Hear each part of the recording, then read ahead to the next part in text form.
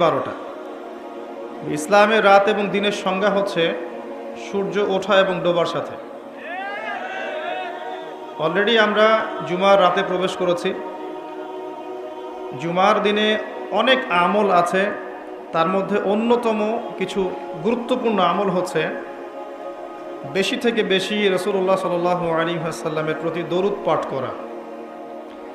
নবী করিম সাল্লাল্লাহু আলাইহি ওয়াসাল্লাম বলেছেন, কেউ যদি তার প্রতি একবার দরুদ পাঠ করে আল্লাহ রাব্বুল আলামিন তার প্রতি 10 বার রহম করবেন। বলেন সুবহানাল্লাহ।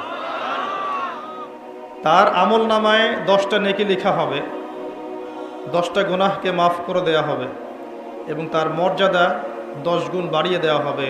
বলি সুবহানাল্লাহ। নবী সাল্লাল্লাহু আলাইহি ওয়াসাল্লাম এটাও বলেছেন যে জুমার দিনে বেশি বেশি দরুদ পড়তে